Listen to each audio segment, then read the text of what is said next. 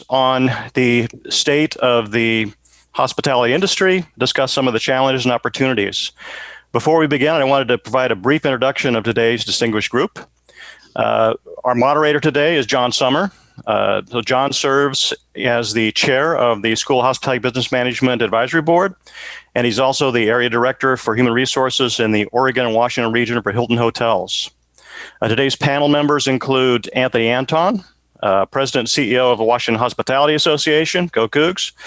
And in his current role, he is involved in numerous programs to support small businesses, facilitates WHA's role as a primary source of information to Washington restaurants and hotels, and assists in marshaling the industry's efforts to support important legislation. We also have Lisa Bliss, procurement agent for hotel programs and rental programs, indirect supply chain for Boeing. Lisa spent the last 29 years managing Boeing's global transient preferred hotel program, featuring over 1,700 preferred hotels around the world. In 2021, she was selected as one of the top 50 women in travel by the Global Business Travel Association, naming industry leaders who are driving positive change for women in business travel. Oliver Meinzer is Vice President for Global Operations, Digital Guest Service Experience for Marriott International, and he oversees digital guest services experiences for Marriott's global operations team, partnering closely with the digital and enterprise product leaders, impacting over 7,000 hotels in more than 140 countries. Also with us today is Tom Norwalk. Tom is President and CEO of Visit Seattle. He has extensive hotel and travel experience, and as President and CEO of Visit Seattle, he promotes Seattle and King County as a destination for international and domestic leisure travel meetings and conventions. And last but not least, we have Rick Tupper. Rick is Vice President of Puget Sound Hospitality. He also has extensive hospitality industry experience, serving in leadership roles in multiple brands and ranging types of properties from full service to extended stay, with over 34 years with Marriott Hotels and a recipient of prestigious JW Marriott Award of Excellence. So welcome. Thank you all for being here today, and I'll turn it over to John Sommer to begin. Bob, thank you very much. Good morning. And Bob, thank you for your ongoing leadership of our program. We appreciate your efforts very much. And good morning, panel. Thank you for taking the time out of your busy schedule to share some of your insights with our students. And to our students, thank you for your participation in this opportunity to hear about our industry from some well-experienced professionals. I'd like to start off today's panel discussion by asking Tom to give a brief overview of the state of our industry. Tom? Well, thanks very much, John, and thank you, Bob, again. Great to be here. It's so incredibly ironic that it was literally a year ago that a number of us, most of us, were in Pullman for Hospitality Week. And I was thinking about that on the flight to Pullman last year. My emails were burning up with notes from customers, Amazon, Microsoft, announcing that they were going to be suspending all travel, domestic and international. And so we went into the weekend in Pullman a little shell-shocked, not really knowing what was going to happen. And a number of us were in the airport in Pullman flying home to Seattle after the weekend, and the news of the first COVID death was hitting the news right here in our backyard. And so I come home from Pullman now totally freaked out, concern, fear, uncertainty, and no one would have dreamed that we're a year into it. And I think these next couple slides, Angie, if we can get to the first slide, is just to kind of set the stage on what's happened in that year since I came home from Pullman, which was actually until last week my last airplane trip in a year. These numbers are a kind of a consolidation of what's happened to the industry in Seattle and King County broadly.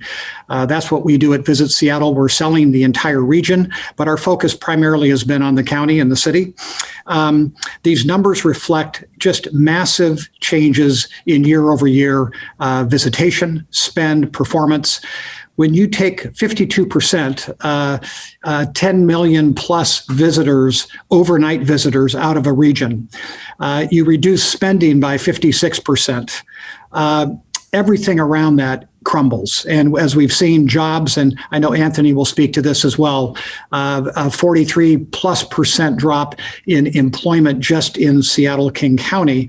And I think it's easy to say our industry has been disproportionately hit. Our organization, we've spent the year canceling 77 national conventions in 2020 and 21, and now even into 2022. And that has a massive impact on future revenues and performance for our industry. We've lost 2 cruise seasons now, sadly, and I don't mean to be a doom and gloom on this summer coming up in 21, but chances are between the CDC, between the Canadian issue and border closures, and the reality of the time it's going to take cruise ships to get ready and get approved, even if there is a workaround, that's going to be a difficult thing to get going. And if at best, maybe late in the summer might be the time.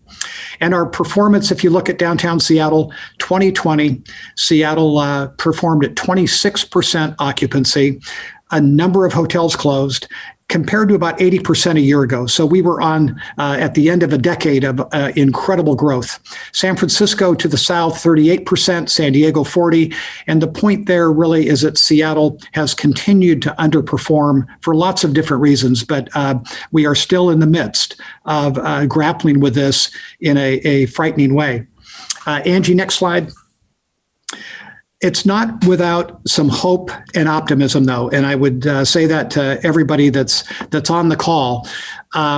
We do think the timeline, the pandemic timeline, is certainly, we're getting optimistic now on really the aggressive vaccine distribution, the ability to get people out.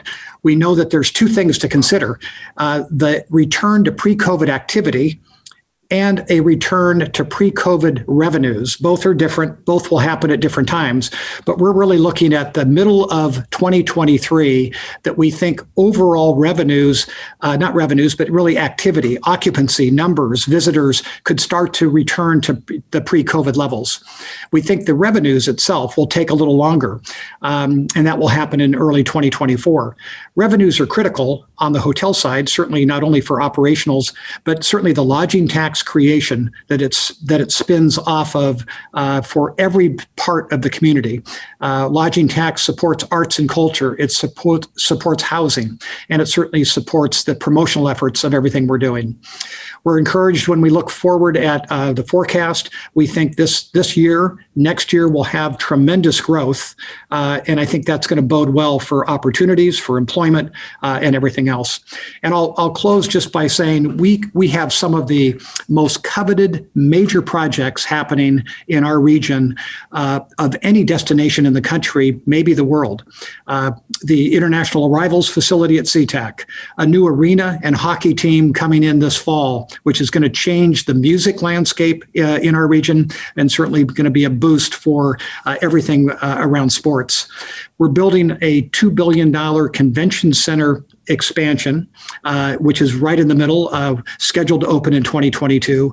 Our waterfront continues to improve and will continue to get better, and certainly light rail expansion around the region. So we're driving demand right now, locally, regionally. It's still non-essential travel is not encouraged in our region. And so that's a tight line that we're walking, but we're very encouraged about what will happen with travel. We know there's no way it's not coming back strong, and it's just going to take a little bit of time. So with that, I'll turn it over to Anthony Anton, a colleague. Go for it, Anthony. I think you're muted, Anthony.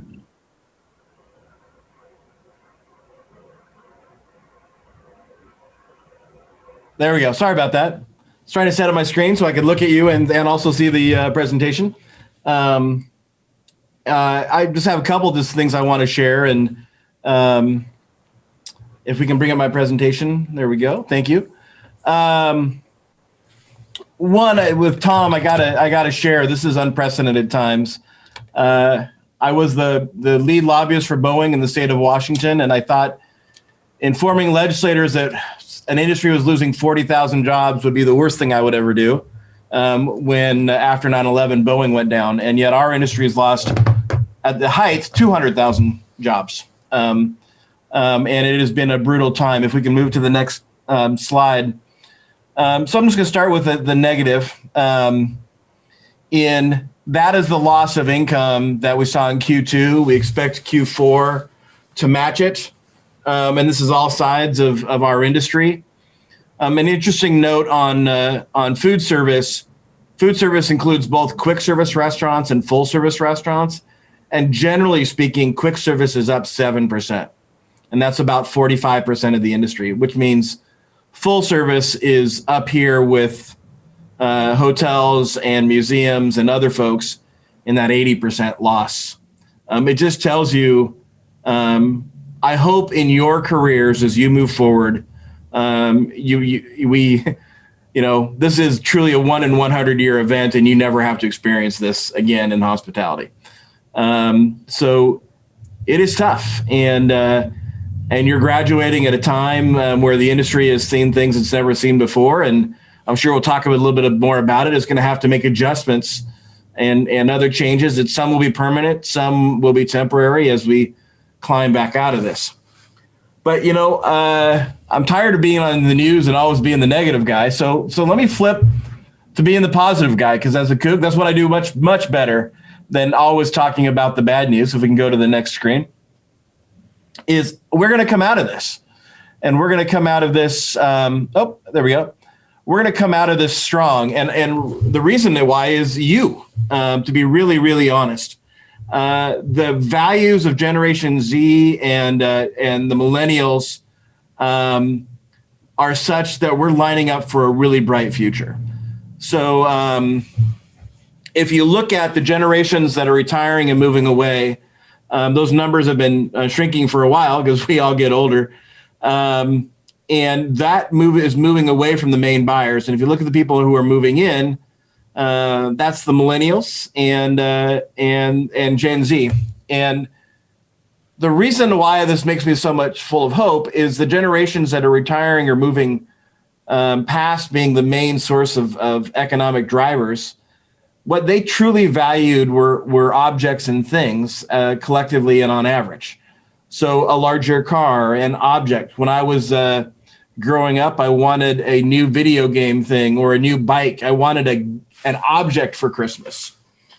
We value security and putting things away. And that is value. I'm not trying to be negative that we're moving away from these things, but the common values and drivers on spending for millennials and Gen Z are experiences and living life, not waiting for it. That's hospitality. That's who we do. That's this board. That's your degree. So the biggest driver of our future and our economies in the future are going to be which industries provide great experiences, which industries let you live life, which industries provide the greatest memories. Hell, that's what everyone on this group does for people. So while this is maybe the low of 100 years, these are two generations who are going to change the way the economies work and are going to help us recover than we ever would have predicted had we experienced this in the 70s or 80s. I opened up with the darkness, but I want to end with the light in this opening presentation. Your future is bright. Our hospitality future is bright, but we're starting from a new low as we move forward. That's going to create opportunity. That's going to create change, and that's going to create new things. So with that, I'll kick it back to the moderator and let us start our panel. Anthony, thank you very much for your insights. Appreciate it very much. To our students that are joining us on this morning's call, please, if you have any questions of our panelists, please enter those in the chat, and we'll be sure to try to get those answered for you as we go through this. We do have a few questions we've received already, and I'll start that off by Tom, a quick follow-up question to you, if I may. Can you talk about Seattle's national reputation and the damage to our brand as a destination regarding safety in the city, violent protests, the store closures that have occurred, et cetera, and what's being done about that as we look forward? Yeah, John, thanks very much. I think that's been one of the sad realities of the last year, in addition to all the hardship and job loss and everything else going on. I think everybody and everyone knows traveling, going to a safe destination, and either the perception of safety or the reality of safety is a huge driver in making a decision. And that's true for domestic leisure travel, it's conventioneers, meeting planners, and international travelers as well. Over this last year, we have found, like never before, Seattle's national reputation, how we've been portrayed in the media, and not just Seattle, but Seattle, maybe San Francisco, Portland, some of the West or East Coast cities. We've been trashed like never before. We've always had a degree of, political flack that we've taken as a progressive West Coast city, but nothing like we've experienced. And so it's at a point now where we've seen continued lagging of our performance of hotels. We have storefronts that are closed or boarded up. We've had unfortunate violence that's come out of some wonderful social change movement, and yet we haven't gotten a good grip on that. So what we've done, and I'll just be pretty brief, John, but we've actually hired an agency for the first time to really look at the national storyline we want to project for our city and our region. All of the wonderful things that keep us here, that attract talent to the marketplace, that are continuing to see companies grow and expand, are stories we want to propel and get out. And so we're working on it like we've worked on it before, and we know that just recovering from a pandemic is going to take every bit of effort and time and money that we can put at it, because it's going to be so competitive. But if we have an element of negativity and a perception of safety that's not good, it's going to make our job doubly as hard. So we're working on it now, and we're concerned about it. And I think almost everybody in our region is concerned about it. So that's where we're at. It's another blow to what's been a tough year. Thank you, Tom. I appreciate that. Oliver, I'm going to reach out to you here and change gears a little bit. Can you talk about some of the latest trends in hotel tech? And are there specific tech trends that started because of COVID? And do you think they'll stick around, or where do we go from here? Yeah, good question, John. There's definitely a good amount of activity in this space. And, if we look back to about March or April of last year, obviously the immediate focus was on how do we protect ourselves, how do we protect our guests. So lots of focus on things like electrostatic spraying, who's got the fanciest hand sanitizer dispensers around, how do we... the plexiglass industry probably had a stellar year with all the barriers we were asked to put up. But around that in general, I think, and maybe one of the green shoots and positives, if you can call it that, coming out of this, I think as an industry, we are rethinking our commitment to technology. The need to have contactless options is probably not something that's going to go away with the vaccination. I think that's going to continue to stay, and it's probably going to be amplified as part of that. So anything from how do you use apps to access your guest room, order food and beverage, communicate between hotel and guests, or even in between your stays with your loyalty program and so on. I think those are definitely here to stay. It's probably takes us a little time to really get caught up, because oftentimes these require an owner investment. And as you all can imagine, owner capital is probably slim to non-existing at this point as those teams fight for survival. Some of the other trends we're seeing is robotics is making a little bit of a comeback, probably tied a little bit to the contactless experience. But I think also as an industry, we're trying to wrestle this, the staffing models that are coming out of the first year in this situation. Many team members are either still on furlough or positions were eliminated. So we're working through how do we operate our hotels at a much more aggressive model to protect our margins, but yet want to certainly deliver an experience. So any kind of technology that helps facilitate that and take some of these transactional pieces out of the experience and automate and simplify it, and allowing then the more robust or aggressive staffing model to really focus on the in-person service experience. So your delivery robots, things that maybe allow you to facilitate some of the behind the scenes remotely or in a market-based role. Like, for example, we're testing housekeeping that is market-based. Right? Do you really need a full housekeeping team in every hotel, or can you have a market team and then based on occupancy, you can rotate them around and you can leverage technology to manage the schedules accordingly. There are things like above property PBX, cloud-based PBX, where similar to your call centers, hotel associates could, again, be above property somewhere, the central location, or work from home, or do something that helps you with some of these staffing model concerns. So these are the things that are pretty high on the list.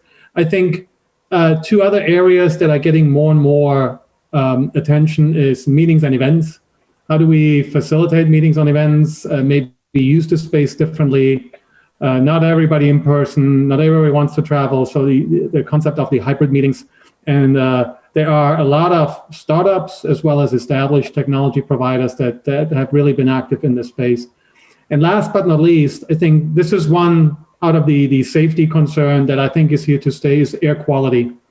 How do we make sure our building systems are modified or supplemented that we can really ensure the safe air quality in our public spaces, meeting spaces, and so on? Great. Thank you, Oliver.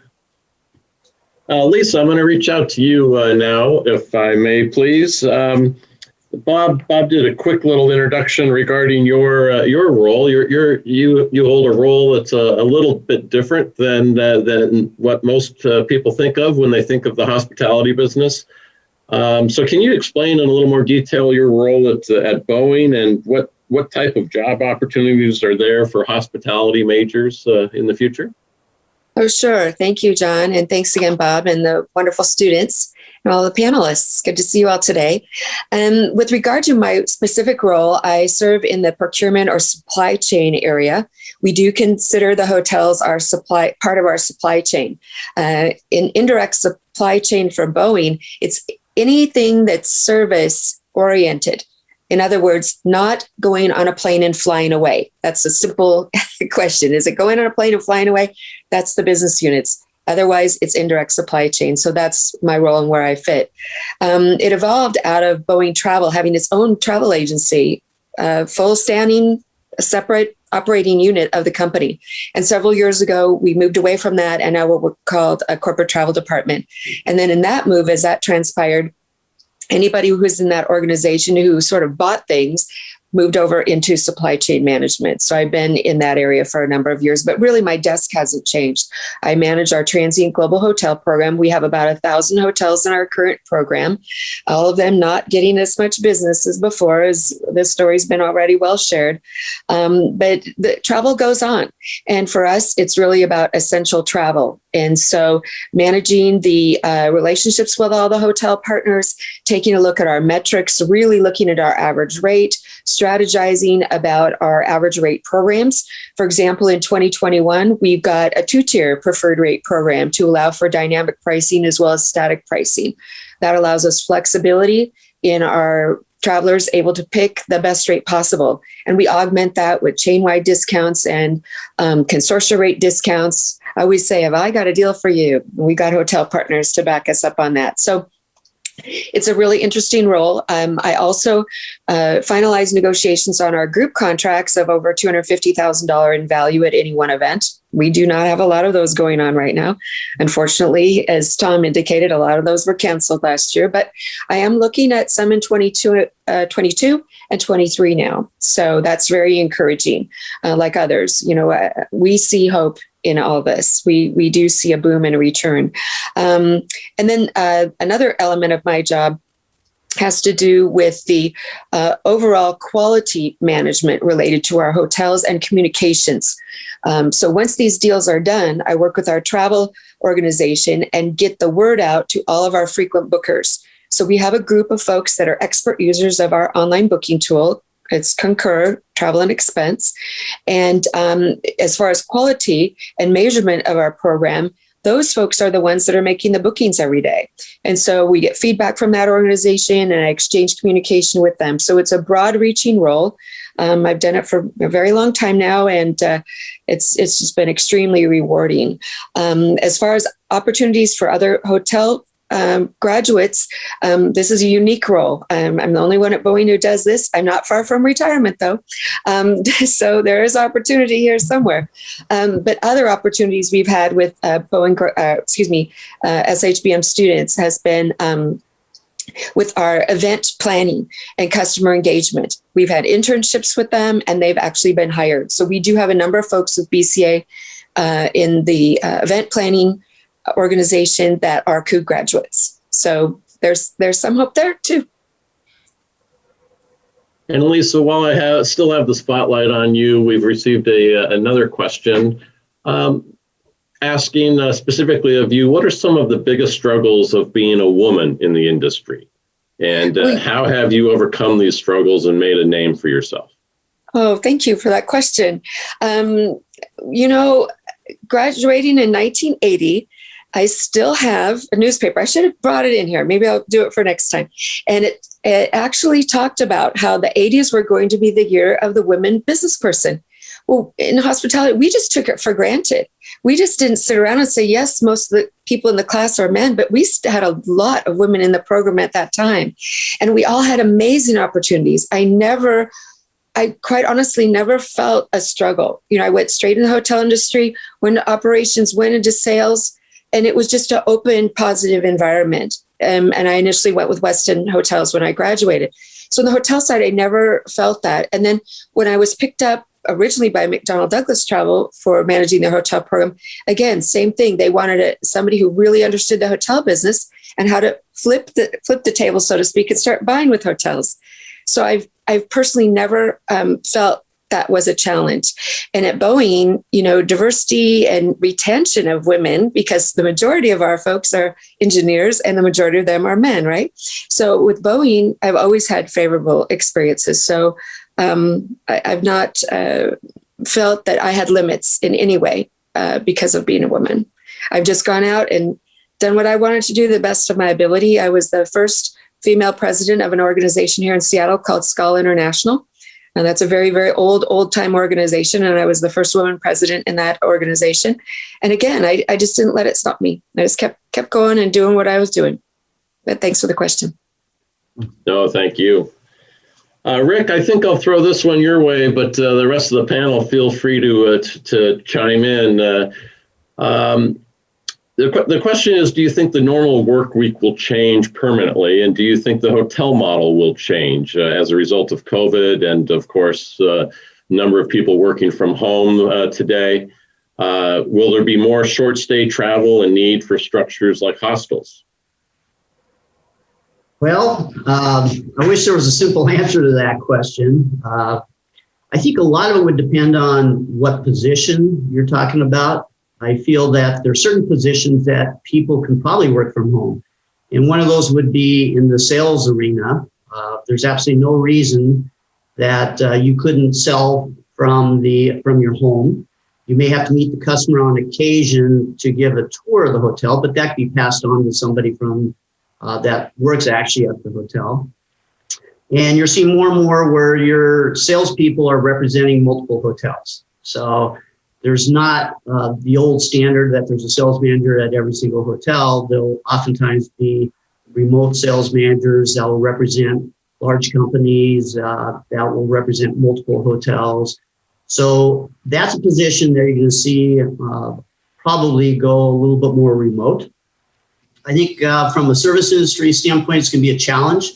When you start thinking about food and beverage, it's pretty hard to work remotely in food and beverage. It's pretty hard to work remotely when you're actually putting on a banquet. Now you could sell events remotely.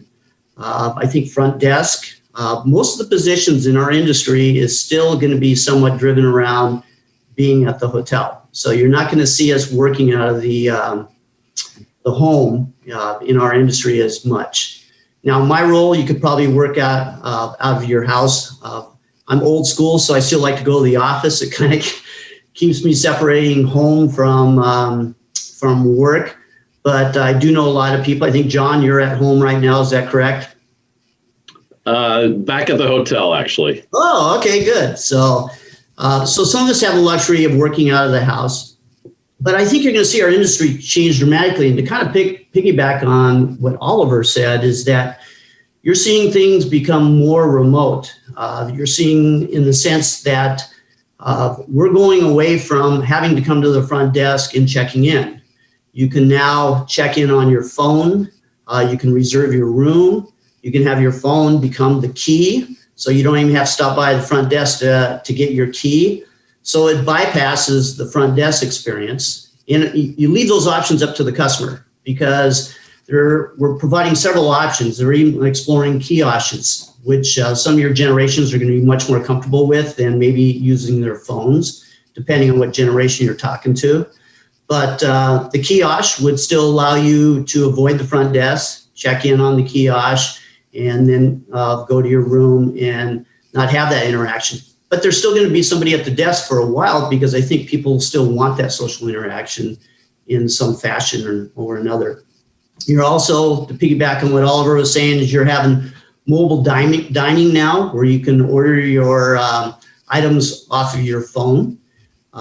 You're seeing in the Hilton brand, they're going to the remote room where you'll be able to turn your TV on through your phone, turn your thermostat on and off through the phone, turn your lights on and off through the phone. So you're seeing the customer, what the hotels are going to do is try to provide the customer more options where they can avoid interaction if they want to. They can avoid touching things if they want to because there's a lot of sanitation issues that people are still concerned about.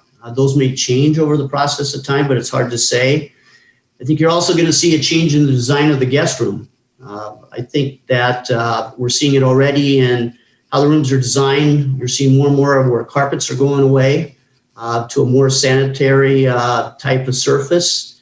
You're seeing your beds are changing where they're much more white with less items on it, from pillows that are used by the same person over and over. You're not using pillows on the couches and chairs and stuff as much for sanitary purposes.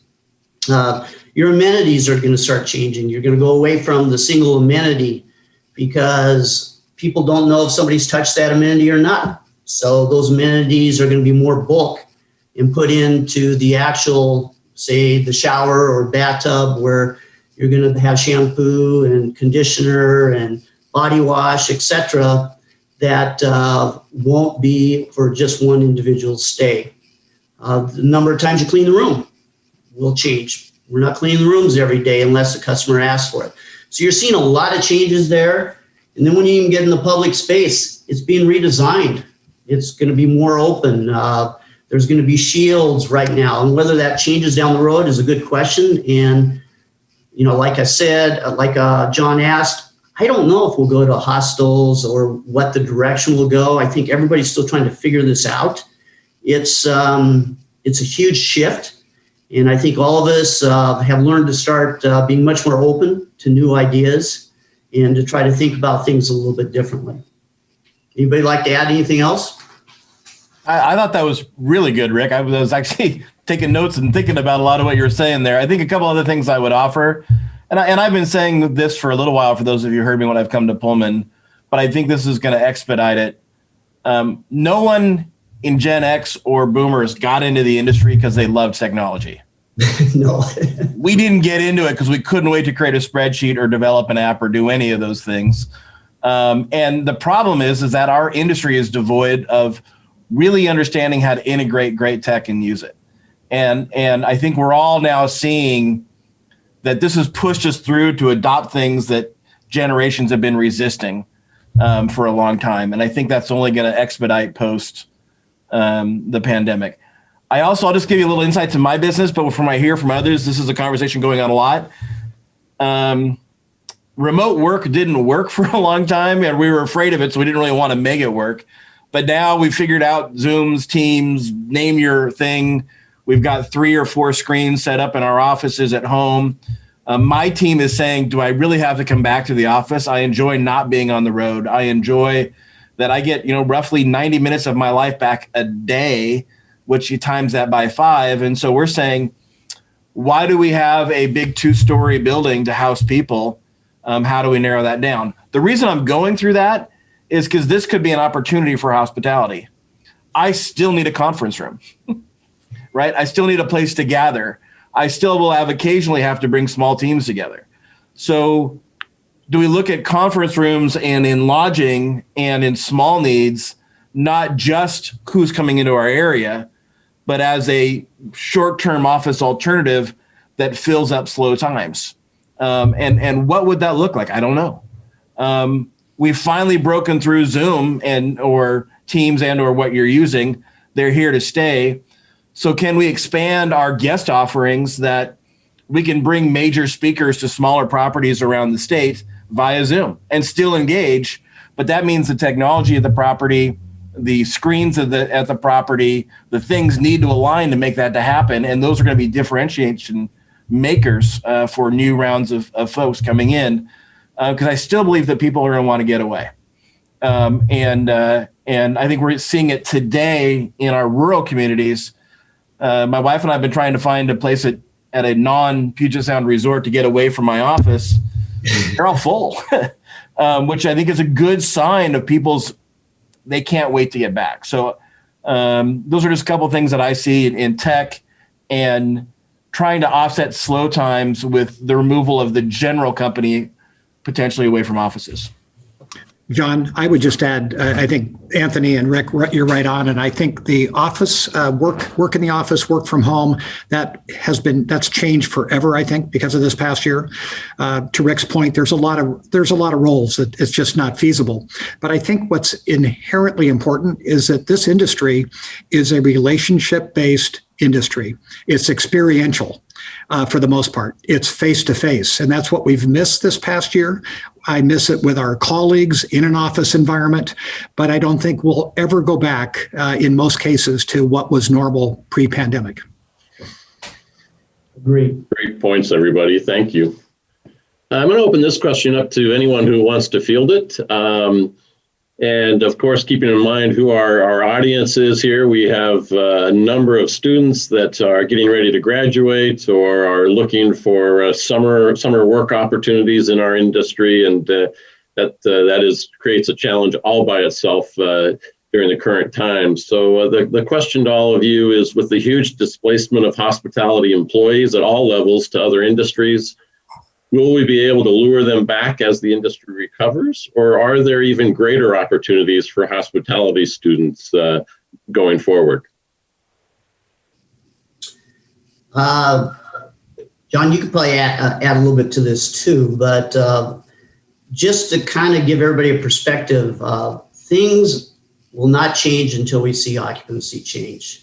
And currently, Seattle and Bellevue and those markets are running 15-20% occupancy. So the hotels have had to step back and evaluate their structures. And we're having to ask people to do multiple jobs that they didn't have to do before. So we are no longer as segmented as we used to be, in the sense that somebody specifically worked in food and beverage, somebody specifically worked at the front desk, somebody specifically worked in housekeeping. You are doing multiple roles and responsibilities. But as occupancy starts increasing, it gives hotels a great opportunity to evaluate their current structures. We're all going to be asked to structure our hotels differently than what we did in the past, because now we have to run leaner. We have to become more efficient. We've got 2 years probably by the time we start seeing an increase of trying to restructure our companies as a whole, reevaluate our hotels in order to create cash flow. So yeah, there are going to be opportunities, because by the time we start hiring staff back, whether it be our previous managers or bringing in new managers, we are going to look for somebody who's willing to take on multiple roles and responsibilities. And it gives us a great opportunity to reevaluate the structure we had in the hotels. And you know what? Some of our old managers may not have fit into that structure. We may need to look for somebody who's newer, brighter, more technically inclined. There's a lot of skill sets that we're going to look for the younger generation, that some of our roles are filled by someone like me who's a baby boomer. But there will be opportunities. Just realize, though, it may be another 6 months to a year before we really start bringing on that staff. And by that time, our managers who aren't working with us right now will have been unemployed for 2 years. And they're going to really have to look at what options they have. I don't think a lot of them are going to sit around and wait for 2 years before to come back to work. So there's a lot of different approaches, and it's really difficult to say exactly which way it's going to go. But the key is, until we start seeing occupancy increase and travel increase in the Seattle market, it's going to be hard to predict exactly when we're going to start looking for people to work. But longer term, Rick, to your point, I think this could actually be an advantage for our industry, because the roles that we create out of that are going to be so much more multidimensional. It's you're no longer just in quotation marks a front desk associate, or right. You are a banquet associate. You're going to have this ability to develop a skill set very quickly, and with the increased investment levels into technology, you're no longer going to be stuck behind a desk or behind a big wall that we used to call the front desk, but you'll have the ability to leverage technology to provide a much different level of service that I think is going to make this so much more intriguing and interesting to all of you and the students coming after you. So to me, it feels like a humongous opportunity to get a new generation to embrace these roles and then help us grow the industry coming out of this. I would completely agree, Oliver. I think that all of us are having to step back and reevaluate how we did things. It's been a great opportunity for Marriott to restructure as a company. It's been a good opportunity for Hilton to restructure as a company. As a small company, it's been a great opportunity for us to restructure. So the opportunities are going to be unlimited. And I'm sure Tom's probably in the same situation, reevaluating the structure he has in his organization. Yeah, absolutely. I mean, I think our organization has changed forever in the sense of how we do things, not only from a funding standpoint, but just in terms of who we ally ourselves with, the alliances, the partnerships. How can we do more with less? But I would say Rick's point's excellent on the hotel side, and it's driven by occupancy. The broader industry, though, as we look at the growth expected over this year and next year, I think will create opportunities. And it might be on the venue side. It might be in a different role within the industry. Certainly, and Anthony can speak to that on the broader industry hiring outlook. But I do think that there will be hiring. There'll be opportunities. We've lost, sadly, over the last year, a number of our colleagues that have made changes and have gone to an Amazon or other jobs. And I think a number of them are content, happy to be working, but missing the industry and what we want from the passion, I guess, we bring to the industry is not there in a lot of other roles. So and I think that everybody on this call has got something that's incredibly valuable, and it's the Cougar pedigree as a desirable college graduate to have to work in this industry. It's kind of the, whatever it takes, I can get it done. And I think I've always loved that through the years. I think the only thing I'd add just on the restaurant side, I think the restaurant side is going to bounce back a little bit faster than the lodging side, specifically in the Puget Sound area. And what we've lost, there's been a huge brain drain, and the regional chains are talking about it.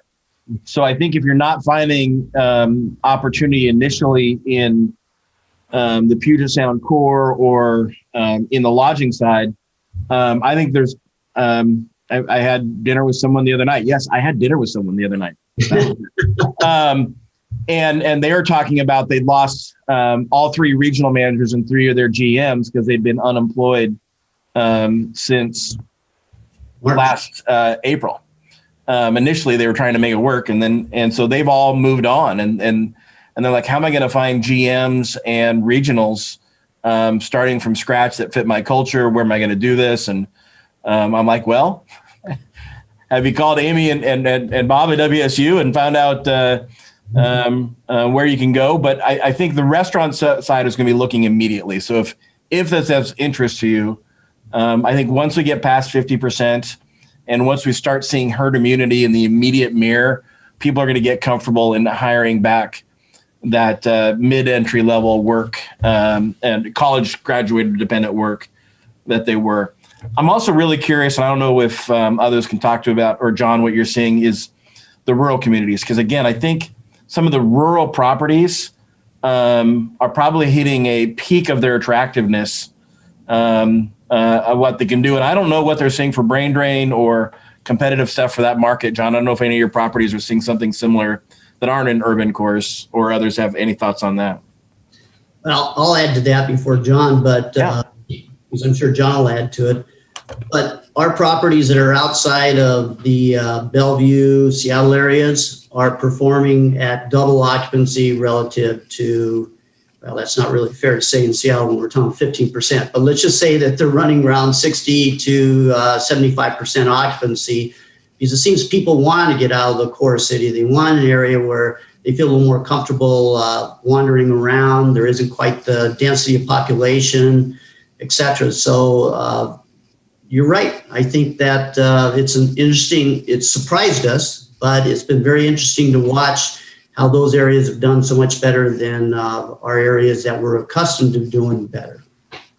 And for us, I'd like to say that we're really seeing a trend towards extended stay. People aren't doing frequent trips. They'll plan a trip and engage in that project and have that experience rather than back and forth all the time. So for the short-term model here going forward, there's tremendous opportunity in that extended stay, hotel segment. There's just awesome pent-up demand in this industry overall. Everybody wants to get back and travel, and it's a great hope for us. It's hard to wait out for hope. I know you're probably wanting your next job like right now, right away, but keep exploring those opportunities, and any chance you have to get any kind of experience in this industry is great. And I also agree with what's been said about people wanting to come back. Yes, they may leave the industry for a little bit, but especially for the hotel sales folks that I've been working with, they are finding other jobs. They've got to keep working, right? But they're going to gain unique experiences there. When they come back, that will help them grow in their career as well. So you have to look kind of at your arc of your career and what you're learning at this time and as what you can gain those skills over the years, right? But there's tremendous amount of interest by these folks that have been furloughed, laid off, whatever, to get back, especially the salespeople, because they are so fixated on what we've been talking about, this human-to-human interaction experience. And another short comment is about the guest interaction. And I think, others have said this, that it's all going to turn around. We talked about the new generation moving, and we want to talk about experiences. Well, those folks at the hotel level, they're going to be just as keen as understanding that and delivering those experiences in whatever way this next generation wants to have those experiences delivered. So there's going to be tremendous creativity and formatting around sort of the new guest experience of the future. And it's going to be highly customized, like what Oliver said.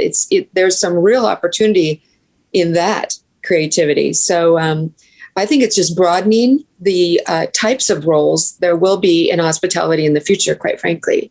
And I think that there's a lot of excitement, but we're in this strange interim period. Just got to hang through it. I'd like to follow up those pieces of advice from many of you. The question on the table is, do you have any advice for 2021 and 2022 graduates into the program? I'll start by just sharing a few comments myself. I've had the opportunity over the last week to speak in a couple of different WSU classes, and my message to them has been the same, and that is, those of you that are graduating today who had your eyes set on a management training program at a Marriott or a Hilton or those typical 6-month programs that they come to campus and recruit for, obviously, those aren't going to happen anytime here in the near future. The different hospitality firms that have offered that in the past, I think that those are going to take a hiatus for a while as we continue to work towards getting back our furloughed managers, et cetera. So there's other ways to get your foot in the door in our industry, though. It doesn't have to be through a management training program. And many of you have done that already by going out and direct applying for internships and summer jobs and other type of career experiences. So find your passion, follow that passion, and pursue it. The opportunities will be there. Some will take a little longer than others, but they will be there. And you'll be derailed for a brief period of time. But other general advice from the panelists to our upcoming graduates or soon to be graduates? Yeah, I would suggest look maybe for a at least temporary parallel path. There's a lot of industries that the skill sets really overlap well. I was having a conversation the other day with a friend of mine, but there's a lot of focus for example, in the grocery world, right? There's a lot of really good high-level grocery stores that are solving for some of the same experiential technology service experiences that we're thriving on. So find these parallel industries that, to Anthony's point, are recovering a little sooner than maybe hotels. So you have the grocery, you have the restaurants, but there's other service businesses where I think you could get an equal, if not better, broader exposure to a skill set that then gets you a very critical competitive advantage as the hotel side opens up again for positions. So do your research. There's, if you want to be on the service side, if you want to be on the technology side, on the analytics side, revenue management, sales, to Lisa's point, there is a lot of parallels to our world that really can complement your skill set. And there's a lot of industries that are growing, even in the pandemic, that probably have a huge demand for your skill set and your interest and passion. Well, and two of those that we specifically focus on in our program is the wine business. And we all know that that's done extremely well over the past year. But let's not lose sight of senior living, right? Yep. There's peace of mind that exists in senior living facilities these days, especially as more and more get vaccinated. But the senior living runs hand in hand with what we practice in the hospitality business and in the hotel side of things, no question. And we've had a large number of our student body pursue those opportunities. So great parallels. We're also seeing that demand is really high for senior living right now, because as baby boomers age, more and more are shifting into some form of living where they have assistance that they can seek later down the road. So I think that industry is booming, while our industry is kind of in that survival mode. Yeah, I think if you make that transition to senior living, you'll be serving Rick breakfast pretty soon. I would say it's a time really to double down on your networking. Take advantage of every possible opportunity to connect with not only this group that's on screen, but with work colleagues, former internships. It's networking never goes away. And I think that's something that I think Cougar hospitality students do incredibly well. And LinkedIn is great, but I think you've got to be creative and unique in how you stand out with your degree or your experience. And I think that now's the time to double down and not give up on that, because it's easy to walk away from that feeling somewhat dejected that there's not going to be an opportunity. So. Yeah, I would offer, just because I know we're wrapping up, two quick things. If you haven't already made contact with Amy Alonso, and Bob, she's still in charge of the outreach, right? I don't want to screw anything up. Do so, because last year I came to campus, I think twice in between February and March, and did a bunch of interviews and got contacts out, and I may not be able to do that this year. And so email me, but also talk to Amy, because if I call her, and I do, I have a job opening. Does anyone have fit this bill? Amy's going to be the one that's going to say, yeah, we've got several interested. Let me connect you. And so beyond reaching out and using every resource you have, make sure that Amy's in the loop, because she's probably the one call that all the recruiters are making. And if she doesn't know what you want, that'll be a struggle. The other, I'm going to piggyback on what Tom said. Cougs are great at networking. Take advantage of it. I think one of the things that served me well is I used to play the name game of how many people I could make eye contact with and know their first name as I would walk between where I lived and the hill. And I would encourage all of you to take advantage of that. Reach out to us. I put my email in there. I think all of us want to see Cougs succeed. I think I've got, out of my 40 staff, I have 10 Cougs on my staff right now. I'll be hiring another one next few months. And so just please use us. We all want to see you succeed. Anybody else on the panel with any final thoughts for our participants? Just wish everyone well and take advantage of all those wonderful opportunities. Thank you so much for participating today. Yeah, and I would say also, I think the sentiment we're seeing for travel, the strength of travel for the future is stronger than it's been in a year. We set records this past week and looking at national sentiment about the willingness to travel, planning for travel. It's going to come back. There's absolutely no question. And so I think ride that wave of hope and just be diligent in how you're trying to put the pieces together. So it's going to be good. And go Cougs. And go Cougs. Okay. Absolutely. Well, to our panelists, thank you again. Appreciate you taking the time out of your busy schedules to join us, and to all of our student participants. It was a true pleasure to have the opportunity to share some insights with all of you, and we wish you all the very best in your future careers and the rest of your school careers that you have. But Bob, thank you, and to your team for help coordinating this. We greatly appreciate it. Looking forward to the rest of this week. Hospitality Week is always just a great time for all of us, and looking forward to what the next few days has to offer. So to everyone, thank you again. Have a great day. Thank you. Thank you. Go Cougs. Thank you all. Go Cougs. Thank you. Go Cougs.